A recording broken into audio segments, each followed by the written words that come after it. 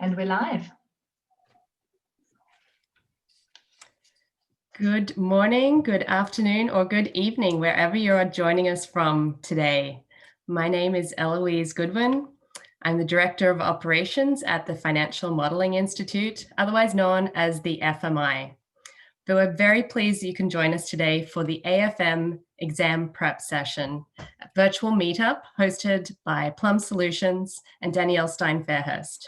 We have a great panel as well of AFMs today, and I'll be providing a short introduction about the FMI, as well as some information on our upcoming October 24th exam, which will be held in a virtual format.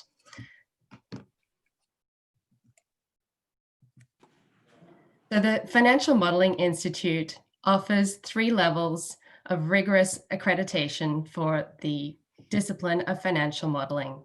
Each level is recognized as its own designation. And in general, our exams are held twice a year publicly. It's a hands-on exam and it's done in Excel. How else would you be able to test someone's proficiency in their financial modeling? There's no multiple choice and it's a 4-hour-long exam. And from those who know, you'll need most of that time to get through the challenge. It's proctored in a controlled environment. But I know that there's some people here who may be considering taking the exam in October, as well as those of you who may have already taken it, maybe just want to brush up on some skills, and we certainly have some of that coming your way very soon. But maybe, Danielle, if you could help us in putting together a poll of those who are on the call or watching today. Are you registered for the October 2020 exam? Just so we can get a sense of where everyone's at and who's on today.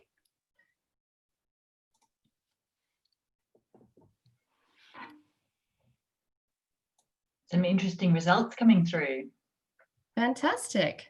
So the options there were, yes, I'm ready to go. The second option was not yet, but I'm planning to. We've got maybe still thinking about it and maybe next year. Okay, so some long-term planners in the audience. I love that. Okay, so I think that we can start getting a bit of a trend here. We've got around 31% for maybe next year. I really love to see that. So this session today will certainly improve some valuable tips. We've got yes, I'm ready to go with an overwhelming 44%. And not yet, but planning to 12%, and maybe still thinking about it, 13%. So I know that there's some great modelers now on the call. So thanks for participating there.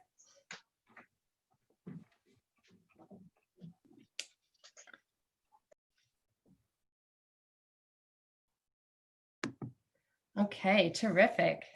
So given that the October exam is rapidly coming up, we are now in September, which is hard to believe, but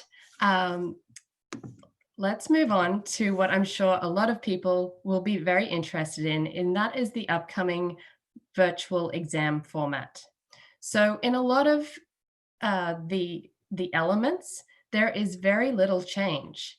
It is the same very challenging, rigorous exam that you've come to expect from the FMI. And it is 4 hours in length, and it will be held in a proctored, secured environment. So we have organized an exam proctoring platform. So that will provide the security and exam integrity. There is supervision of the candidates throughout the exam. And due to the technology involved in the proctoring platform, any unusual behavior is automatically flagged and the proctor and flagged to the proctor. All on-screen activity is recorded. And as I mentioned, it is a closed book, same as it was in any in-person exam. So that means that there's no access to any external reference materials throughout the exam. What is different a little bit is that candidates need to provide their own space, their own quiet, distraction-free space in order to do the exam. They'll need to have their own Excel, they'll need to have a computer that has a webcam and internet connectivity, and there's only one monitor allowed. So I hope that that gives some insights on the virtual format.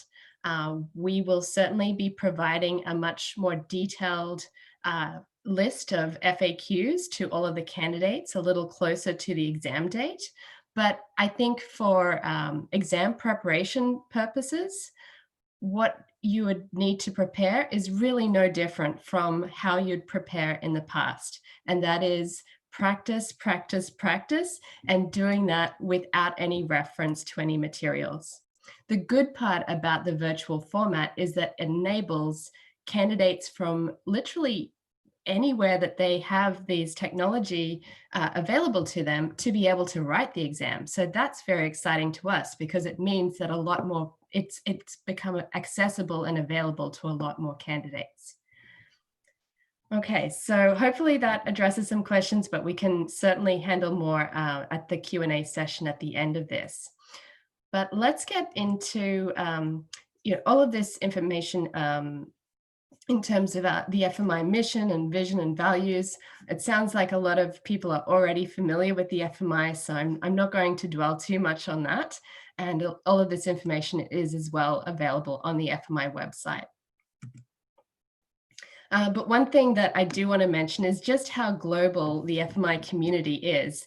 And we can certainly see that by the panel of AFMs that are on this session today. We have obviously our candidates, but we also have the graders, the content creators, our advisory council, and last but not least, our network of approved training providers. So we actually have there's a few that are missing from this. They've just recently become approved training providers.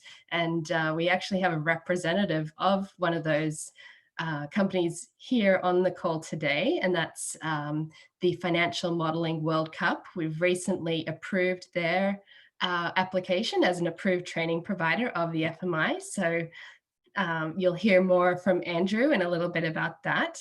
And of course, this session today would not be possible without the organization and expertise from Plum Solutions and Danielle Stein-Fairhurst. And Danielle is an author and trainer. She's a financial modeling expert. She's, I'm sure, no stranger to many of you if you've come across any of Danielle's meetups before or in any of her online networking and sharing of information on the subject of financial modeling. So without further ado, I'd like to, we are going to have some wonderful tips and tricks from Danielle. But before we get into that, I would like to just introduce and warmly welcome all of our panelists on today's session. So we have Andrew Grigonlevich from Riga, Latvia. We have Ellen Lim from Melbourne, Australia. We have Helen Hingley from London, United Kingdom. And we have Julian Cupolari from Toronto, Canada. And I'd like to welcome and just request if everyone could, maybe starting with Andrew, if you could just give a 1 to 2 minute introduction and a little bit of a background for our audience. Okay, thank you, Eloise. That's a great introduction, and I'm glad to be here as a panelist to this meetup, to the virtual meetup. Yeah, my name is Andrew. I represent a company called CFO Templates and AG Capital. So that's our core business, which started something like 10 years ago. My financial modeling experience is it's like 19 or 20 years. I think it's like almost 20 years at this point of time, probably back to the time when the term financial modeling was not yet that actively used as it's now.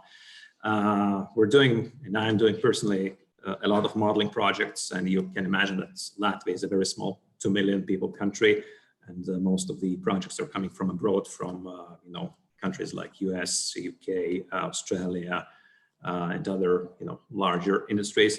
And this experience also allowed me to successfully participate in financial modeling world championships and to become.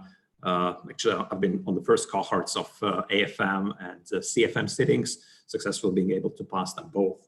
We have partnered with FMI a couple of years ago, so I became again one of the exam graders, and later also one of the exam creators for FMI. And today, I'm gonna share quite some tips for preparation. That's Daniel probably completing the talks by Daniel.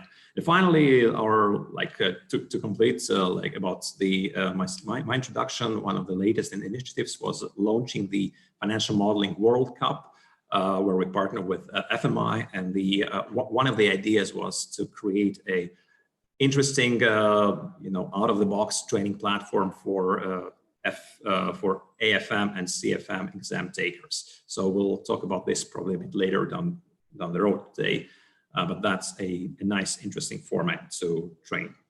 Thank you. Thank you so much, Andrew. Ellen, welcome, and could you give a brief intro for yourself? Hi, good evening, everyone. My name is Ellen, and I'm actually based in Melbourne. So I have been as an accountant for the past 15 years. I've been dealing with various accounting areas like financial accounting, management accounting, reporting. But my recent 5 years has been heavily involved in modeling. So before this, I was probably some of the basics Excel formulas I know probably will be VLOOKUP, SUMIF, all those very simple formulas. Just I could get through on a daily basis. But over the past 5 years, I'm really very heavily involved in building through a financial model, and I recognize that these basic formulas are just not sufficient for the daily work. So I decided to dive in and study more about it, and I came across FMI probably about 2 years ago, and I actually do a little bit of research on what the institute actually delivers, and I find that it's actually a very good way of testing my knowledge as to where I am at as compared to most of the people. So I decided to take on the exams, and interestingly, I failed the first 2 times, and I passed finally on my third trial. So I have a few tips that I can share with with everyone here as to why I failed the first 2. And yes, so what I'm going to do the next step from here is would like to move on to take the next level, which is the CFM, probably next year. So that will be another journey for me. So I'm looking forward to that. Terrific. Thank you, Ellen. Helen, can I welcome you and ask you to give a brief introduction? Yeah, sure. Thank you. So hi, everyone.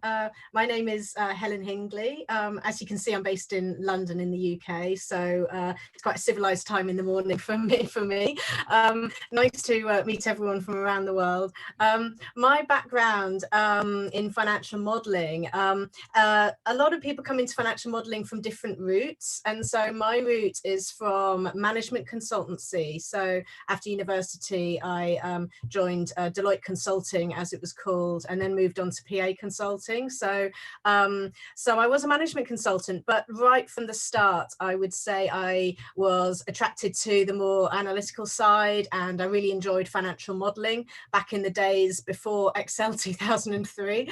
And so I would say over the last coming up to 20 years, I've gradually specialized more and more in financial modeling. Now I work as an independent contractor as a financial modeling specialist. I do most of my work is around sort of business planning and financial planning, which is budgets, forecasting, analysis of costs, that sort of thing.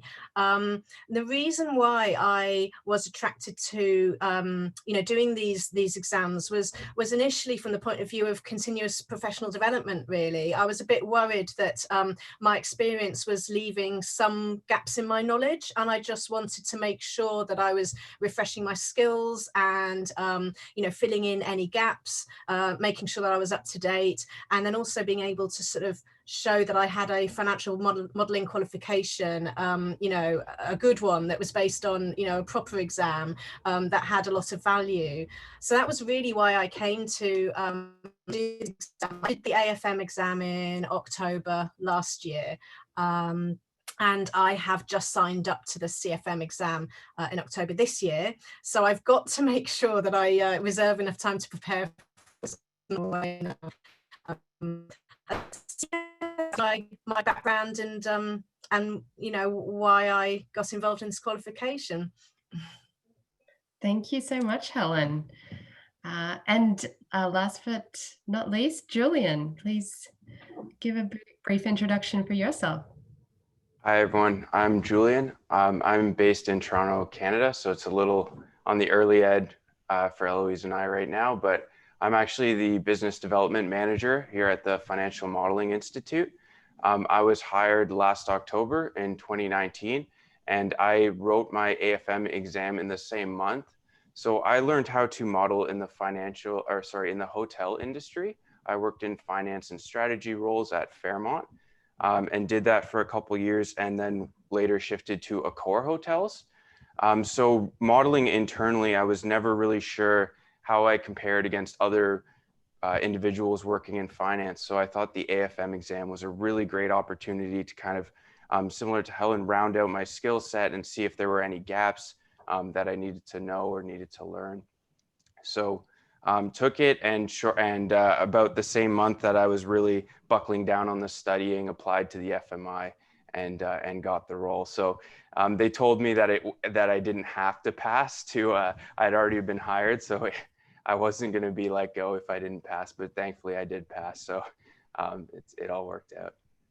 And in terms of what I'm excited for next, I'm really excited. Next week is the Financial Modeling World Cup presented by Andrew. So really looking forward to the first round of that. Thank you. Fantastic. Thank you, Julian. Thank you to all of our panelists. Now I would love to now hand over to Danielle Stein-Fairhurst for her materials. I know that she's helped a lot of her students in being adequately prepared for the AFM exam. And so without further ado, over to you, Danielle.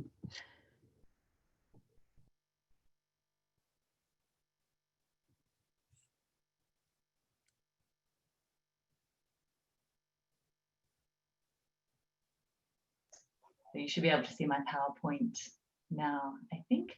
So thank you so much, Eloise. So it's great to be here. Yeah, as you know, this if you're thinking about taking the exam, it is not for the faint-hearted. So it's pretty grueling. I have been a financial modeler for many, many years. In fact, I've written 2 books about financial modeling.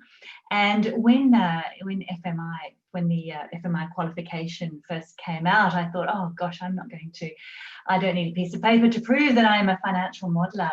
And I only got around to actually sitting for the exam last year. And I must say it was tough, and I was very impressed. And I'm now a training provider, and among other things, I am very involved with helping people prepare for this qualification, because I think it's a great way for people to really learn financial modeling and to help with their careers. So what I'd like to do today is kind of take you through a couple of different tips and tricks for how to get this qualification. But first of all, before I do that, I'd just like to just sort of tell you about what's available on the website, because there is quite a lot of stuff that is publicly available to everyone at this link. I believe there's a body of knowledge, there's a skills checklist, there's one sample exam, I believe, that's publicly available, and then when you sign up, you do actually get lots of or several samples that you can go through, because this, as Eloise mentioned, this exam is very practical. one of my books and read it. It's not the best way of preparing. To my mind, the best way of preparing for this exam is to build a financial model. And so the best way to prepare is to just set up in a way that's going to make it so much easier for you as you go. I've heard so many stories about modelers that say, oh, I've been modeling for so many years, I'm a financial modeler already, I don't need to prepare, I know what I'm doing. And be that as it may, it's actually quite tough to, I'm sure there are people who've been able to do that. For myself, I prepared quite a lot because it was just the timing, being able to get it done in that time frame. What I might do before I move on is jump over into Excel and actually show you what it looks like. If you haven't seen it before, if I jump over into Excel, you should be able to see my Excel now. This is what you get. So at the beginning of the exam, when you get there on the day, you'll just get a model that looks like this. It's got a cover page that looks like that, and it's got a model that looks like that. So you need to get that, and you need to forecast it out for 5 years. And so when you've finished, it'll look something like this. So this model has the 5-year projections, but in order to do that, you need to have the revenue, you need to have the cost of sales, you need to have depreciation, you need to have working capital, you need to have a debt schedule, you need to have tax, you need to have equity, and all of that stuff needs to be completely built. And of course, the scenarios, so you do need to have scenarios in the model, you know, have to have all the assumptions laid out. So you get given a piece of paper that will tell you all of the assumptions. You need to put together some sort of summary, and of course you need to have a cover page.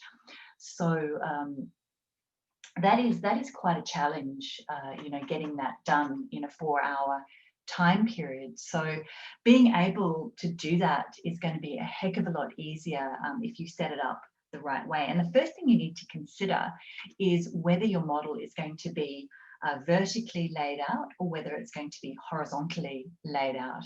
So the way that I just the one that I just showed you was set up in a horizontal format. I have a preference for doing it that way. So I have an online prep course which takes people through how to do it, and I teach you how to do it in a horizontal format, because to me, I find that method easier because you can actually see everything right in front of you.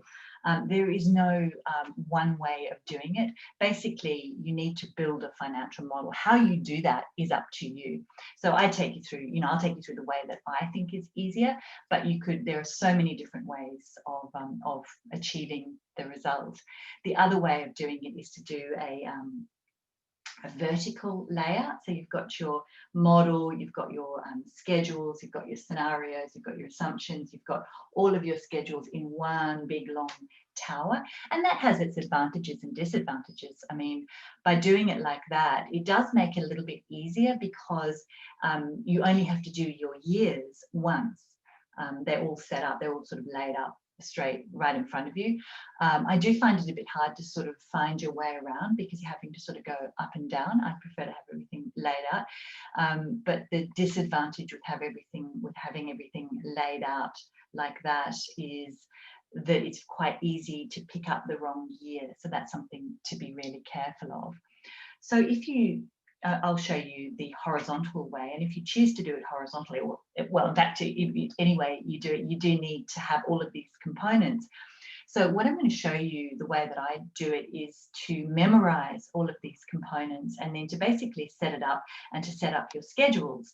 And when we do a training course, we actually do it. We do drills and we do it over and over and over again until you can do it in 5 minutes, because that way you've got 3 hours and 55 minutes to get your balance sheet to balance or to finish your model. So what I might do now is just jump back into Excel, and I'm going to just go back to the start. So you should be able to see my Excel now, and I'll just demonstrate one way of building the model that I think is going to make things a lot easier. So what I recommend is kind of like, if you have, this is one of the case studies that's publicly available on the FMI site. So you can set something up like this, for example. you know, what I would recommend is that you set it up, and like you've got it all. So we've got 3 years like that. And what I would say is, you know, set it up so that it goes out for 5 years, and then you would just set up your formatting. So you would just need to set it up like that. So we'll do 2018, 19, 20, 21, and we'll go out for another year, something like that. And then you would sort of, maybe you would say, you know, you'd sort of get your formatting like that, and you'd say, you know, this was your actuals. So you're actually working on the file that you've been given, and we'll say, and we'll pop that in the middle there, and we'll say that's your forecast. So something like that. I would say, you know, make it look nice. You don't have to do a particular color. I'm going to choose a you know, an orange color.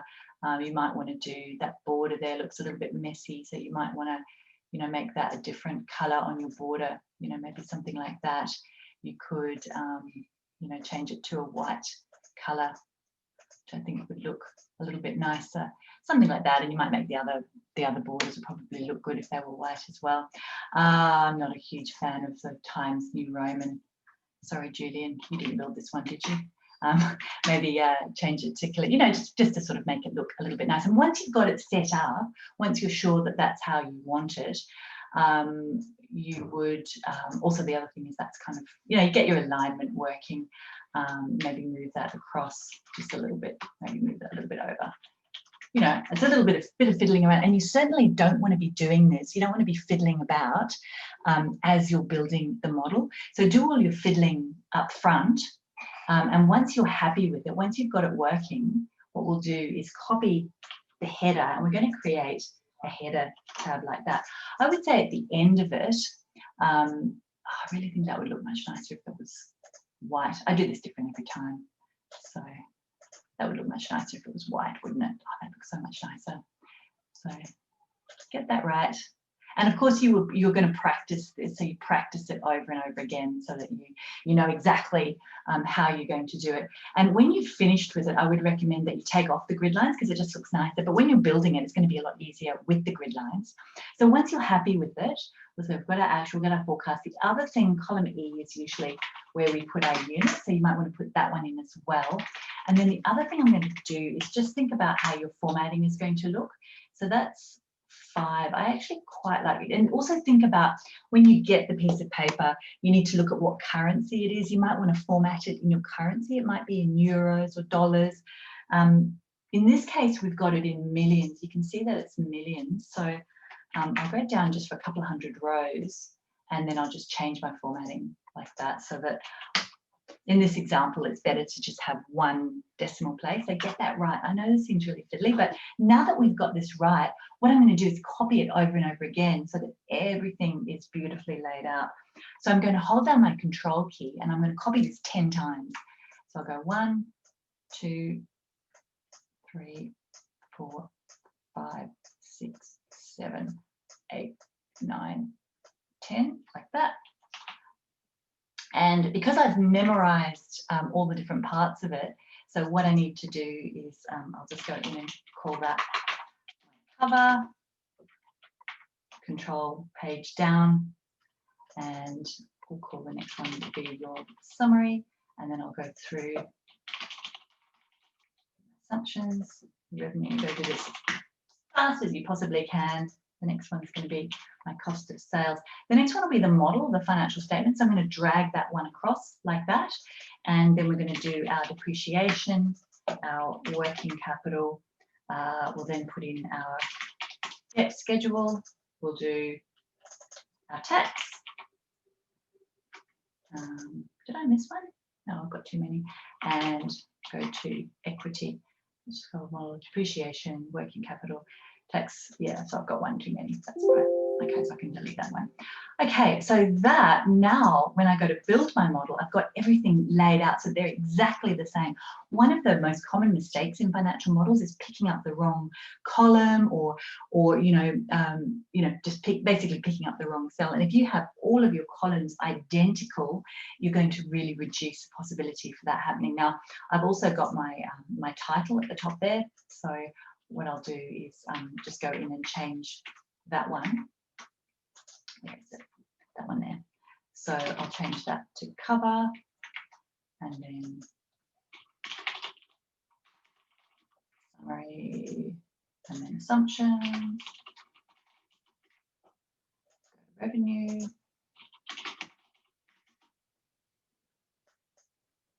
And then this one will be cost of sales, and we've already got the statement, and then we'll do depreciation schedule like that. And this will be our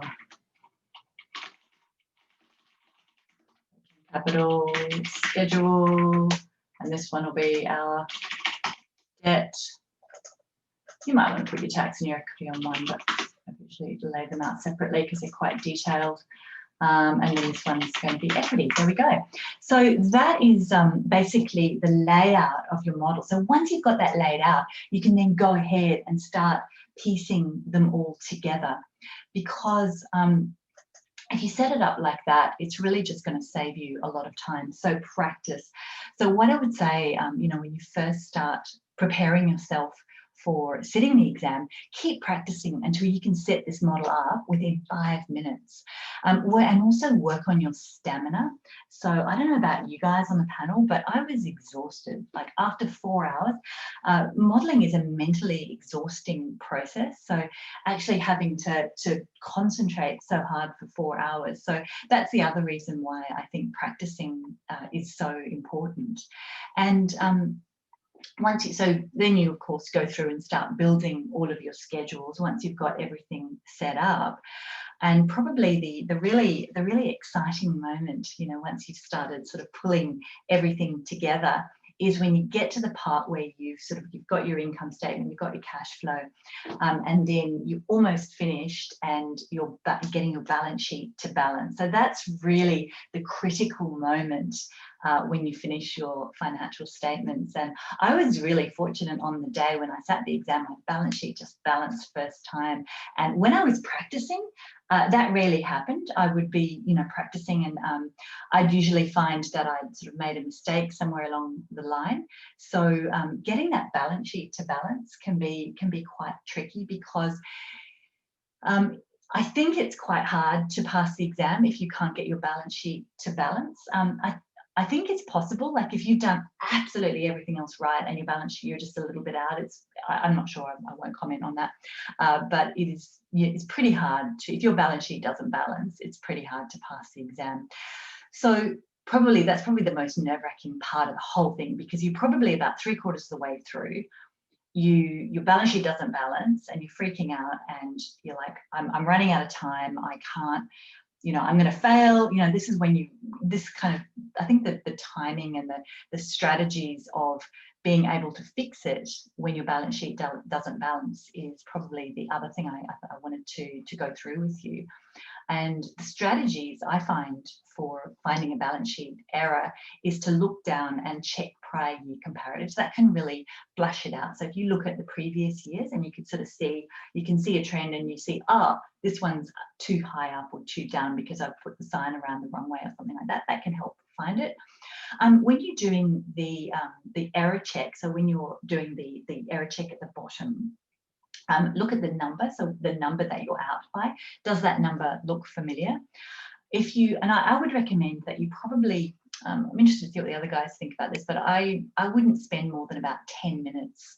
I mean, yeah, probably about 10 minutes in trying to fix something, because if you get stuck on it, you're not going to finish. If you don't finish the model, then you're not going to pass. Like, there's no way. If you don't finish all the components of the model, there's no way you can pass.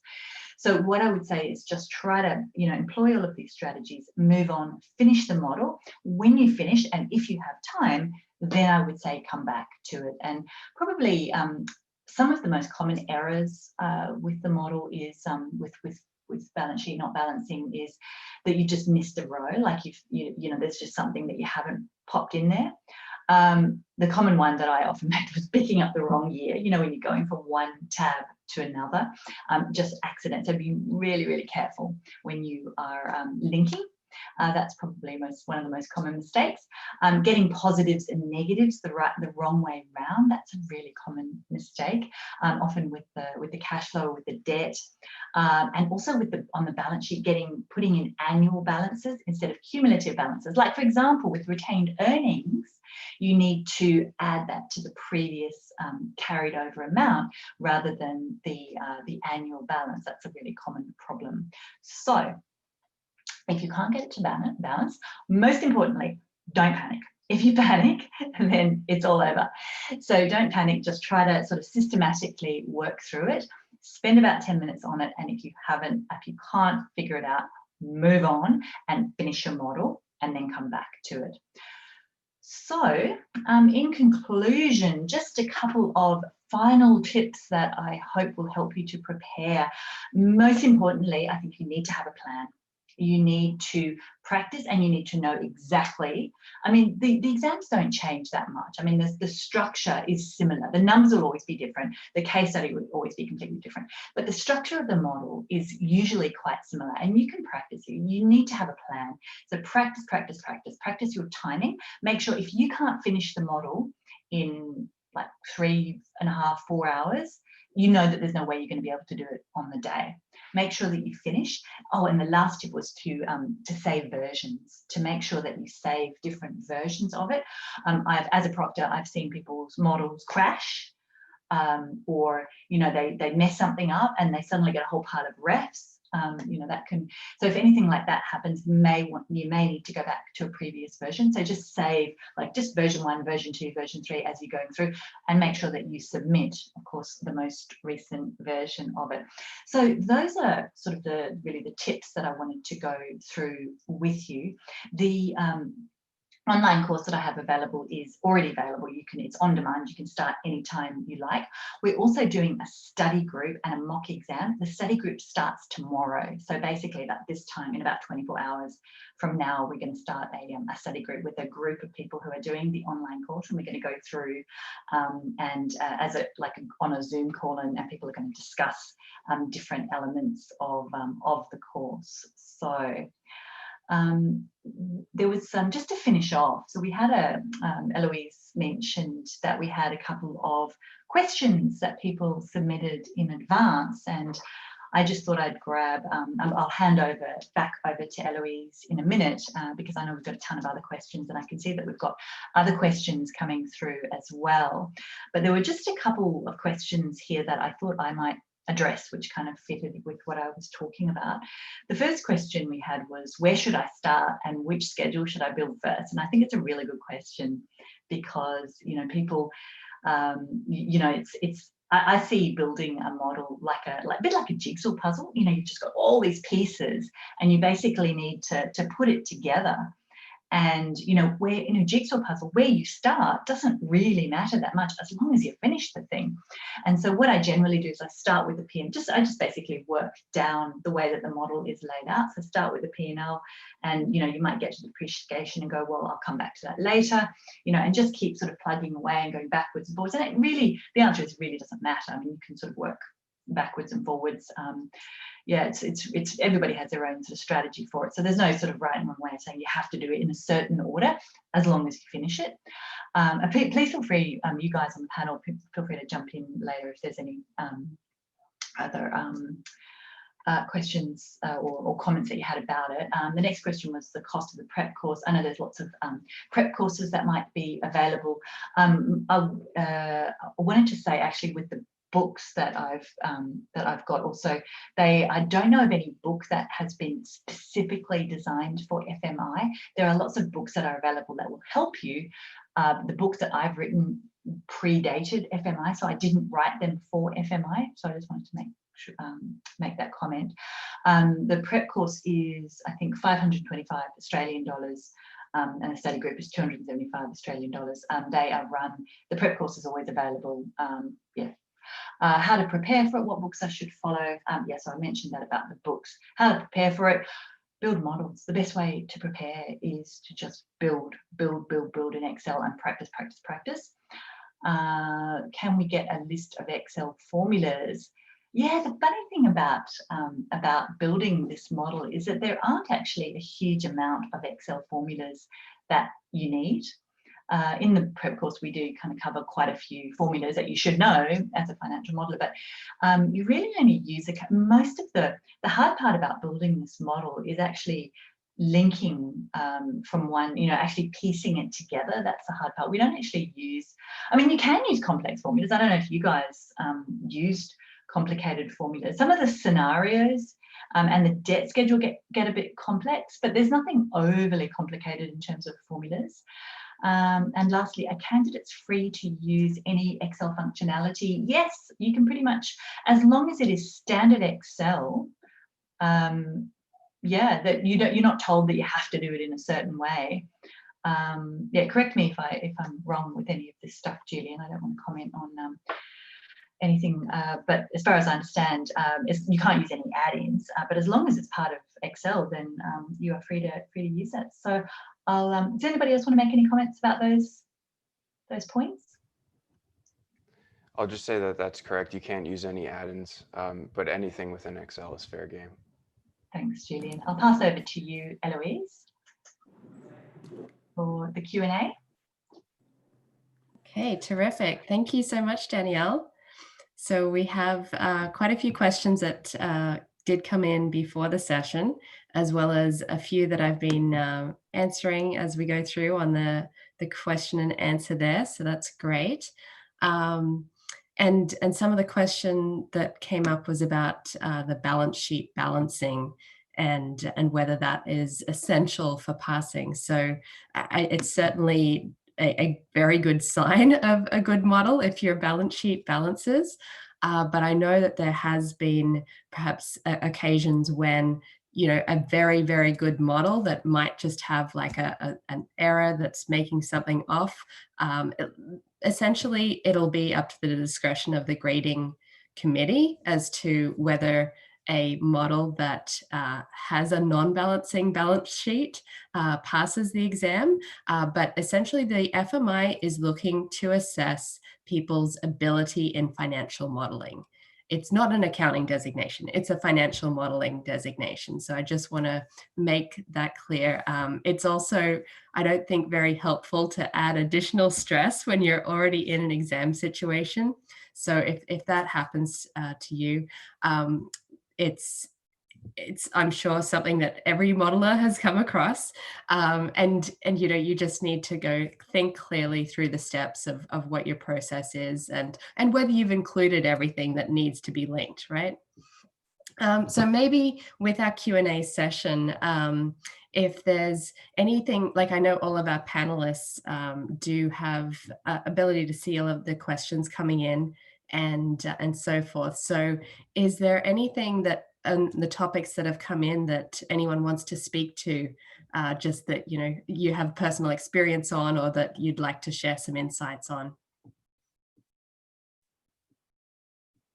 Yes, Andrew, go. Yeah. Okay, Eloise. A couple of comments from my side.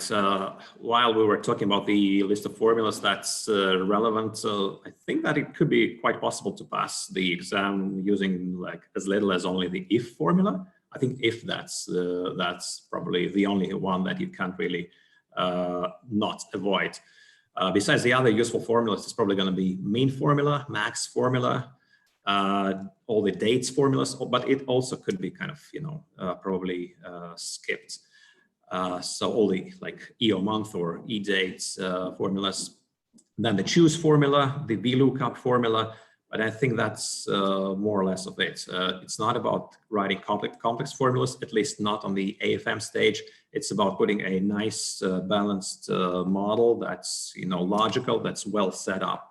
The emphasis is not about is not on the formulas. The emphasis is on the logic, how you put it together. The emphasis is on the assumptions, how you put them in, how to structure your schedules, whether it looks logical or not. So these are the key items that will be judged. And another key input from my side, just if it's Danielle mentioned that's going to be like a mentally tough 4-hour exam.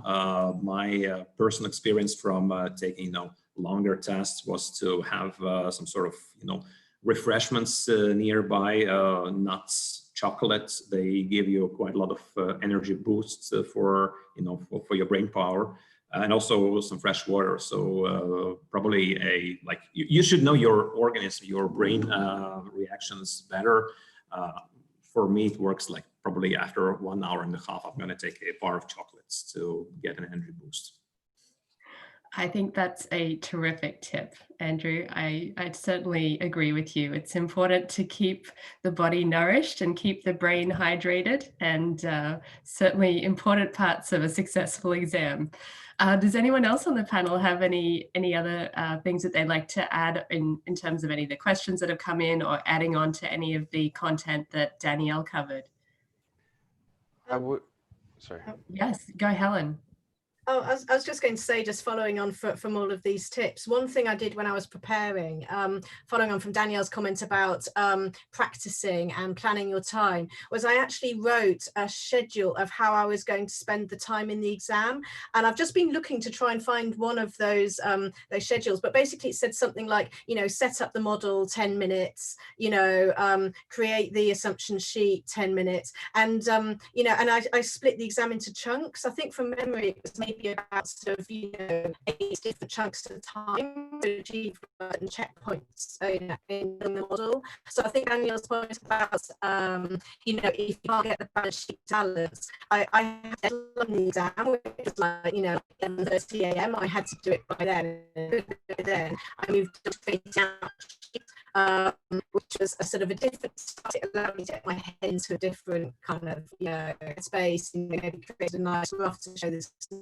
And then my schedule allowed me maybe half an hour spare at the end of the exam to then go back to the balance sheet with fresh view and try and get balance. I just found that actually timing quite helpful for me. What I did was I memorised what that schedule was, and at the start of the exam, the first task was just to write down what my deadlines were in times. I just wrote on the first sheet of the model, and then I was able to do that at my time. So yeah, it's just something that worked for me. So yeah. Excellent. Yeah, time management is key. Absolutely. Does anyone else on the panel have anything they want to share? Yeah, go Ellen. Yes. So I think I would like to tap on what Daniel has mentioned about prep work. I think that's I would say, a must do. Because I think reason why I had failed is because I was overconfident. I look at the material and think that, yeah, it looks a very easy exam, and I thought that I would pass. But I didn't realize that when you actually try to build a model within 4 hours without any access to internet or any shortcut keynotes, and at the same time, try to work out what is the best way of building the model. Your brain is constantly actually stimulating and trying to work out in various ways. And you tend to go into a mental block at some stage. And when you go into that zone, you were like, okay, what have I done? And you start to get the nerves into you, and you start to get the mental blackout. And eventually, you were not able to get back in shape and, continue the exam in the right way. So I think prep work is definitely, don't just read the material, really build a model yourself. And then you would then know your limit as in, are you able to actually work under these stressful conditions? So that's my very number one tips. Thank you, Ellen. Thank you. And Andrew, do you have something to add? Yeah, I just wanted to add that a little bit of my own experience, just my balance sheet when I was passing the AFM exam balanced out like 5 minutes before the bell. I've created the model, the balance sheet was not working properly. I've created, so basically what we have to do then, you probably have to continue work on the model, make all the, finalizations, all the summaries, all the, make the model, look complete. And then it's like whatever time you have, just go ahead and look for the error. It was, I was lucky to find it 5 minutes before the bell. And my recommendation is actually go ahead and practice. My kind of, and that's probably a situation for everyone, like the real the real work or the work issues will distract you from preparation. The personal life might distract as well. So I didn't really have the 4-hour frame to sit and make a preparation exam, and I was lucky to make it based on my by that time I was passing AFM. It was like 17 years of experience or something, which kind of what was an advantage for me. But looking back at this thing right now, I will probably went and take the mock exam, which probably would just motivate me to, like, if it's on my calendar, then this time slot is reserved. And that's a great initiative by Danielle, actually, that she provides this mock exam preparation option. So that's a really very, very good thing to to add to your calendar of preparation things. Yeah. Definitely. Thank you, Andrew. Julian, do you want to add? Yes, absolutely. I think the panelists have made such great points, and I just wanted to build on 2 of those. The first is Andrew was speaking about simple formulas. I just think that's such a good suggestion, because how many times have you opened an Excel document and there's like 8 nested if formulas or something? It's absolutely impossible to audit. It'll take you tons of time, and it's just so unwieldy. So we like to use the repeat and link principle, where you just repeat your assumptions on that page, or keeping everything contained in just simple formulas will help you so much, especially if you notice there's an error and you have to balance your balance sheet. The second point was Danielle covered the opening of the exam, and I agree that that is just such an important step. That's kind of where I put my focus in it. And if you can do that in 5 minutes, you are so set up for success on the exam, because you won't forget anything. You won't forget to format your schedules for printing. You won't forget your cover page. You won't forget to do your summary at the end, like I often do. So it's I think focusing on that piece is. Actually, I didn't set my print layout before I copied it. That was one thing I did. Oh, there you go. So, well, maybe that's maybe that's 7 minutes now. Maybe that's not. Just making sure you get those things up front and tackling them means you won't forget them later on, and you can focus on the difficult part. Thank you, Julian. And yeah, it's great at the FMI having Julian as an AFM, as well as giving some insight from the candidate perspective. Really appreciate that. So I know that there's actually a number of questions that have come in. We do have a little bit of time left, not too much, but I just want to make sure that we can focus on things that are really going to be helpful to people preparing for the AFM exam. So I know that there's a lot of questions. They probably won't all get answered in this session, but if they are directed to a particular panelist, please reach out to them. If they're a question for Danielle, I'm sure she'll be more than happy to help as well. And of course, please contact the FMI if it's an FMI related question specifically. Just a note on the virtual exams. I know that there's a lot of little questions that will come up, whether it's the technology check, or whether there's bathroom breaks allowed. But like there's a lot of things that people have spinning around in their brains as the concept of the virtual exam comes up. And I just want to say that we will be putting together a frequently asked questions for the virtual exam specifically, and circulating that to candidates before the exam. It is obviously the first time that the FMI is running the exam in a virtual format. So if you can be just a little patient with us as we make sure that we're giving you the correct information and passing that on from the proctoring platform. So let's just focus the rest of our time here, which is not too long, just on some like takeaway tips that maybe our panelists might be able to share in words of wisdom, or things that they wish they'd known earlier in their career as a financial modeler. Just things that would be something that you wish you had known if you're a prospective AFM on today's session. Is that something that we can handle in the next couple of minutes? We've got a few questions about VBA. Okay, yeah, VBA. Address those. So yeah, if VBA is required in the model, you certainly can use it.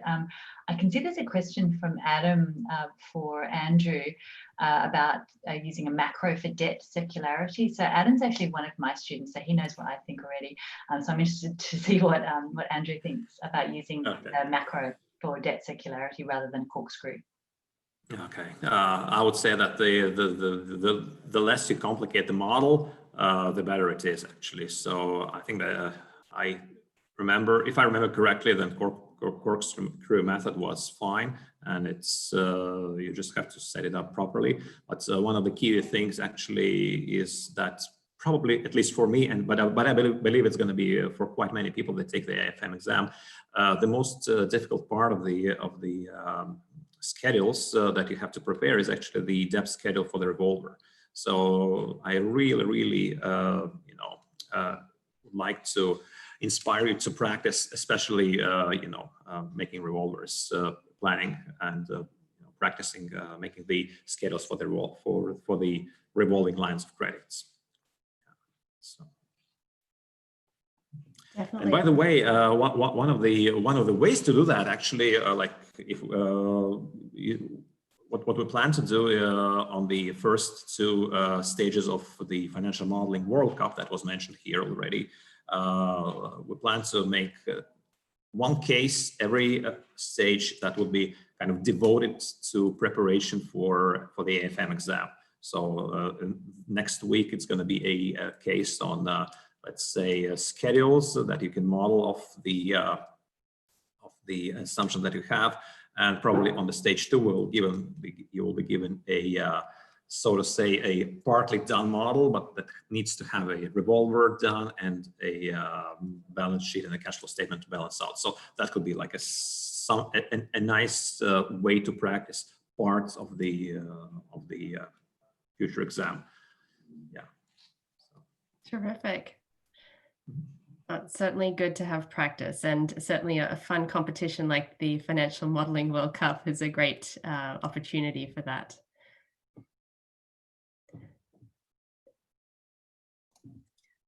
I think I just saw a question, one of the many questions. It was asking about sort of the different standards, I think, for the financial models. So fast standard, or should it be something else? I mean, and this is useful to be because my view on that was always that to pass the exam, you just needed a well-structured model that was clear and easy for someone to follow, basically, and obviously with the balance sheet balancing and and that sort of thing. And so I mean, from my point of view, I was interested to see if I was going to pass the exam, because I might, the format and the layout of my model maybe wasn't identical to some of the sample models. And I made the decision not to get too hung up on that. I did it in basically the way that I felt was as clear as possible, using formatting that I always use. And I thought, I wonder if I'll pass the exam. I did pass the exam. so I think that's probably the answer, which is not getting hung up on maybe specific rules or specific points of you should do it this way or you should do it that way. I think, as everyone else was saying, keeping it simple, keeping it very well structured, keeping it easy to follow, and using, you don't need complex formulas, because we're not talking about a lot of data. We're just talking about the logical flow of the calculations. I think for me, that's the most important thing. So I don't know if anyone else has anything to add on that. Definitely important to keep it simple and keep it as clear a communication tool as possible. I agree, Helen.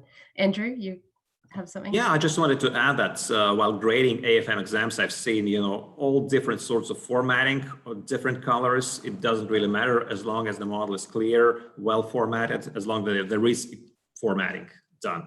Because typically when the model is not formatted in a proper way, or one way or another, the way it's offered by FMI or any any formatting that the participants are used to, So when the model is not formatted, that's kind of a sign that probably also the calculations are not good enough.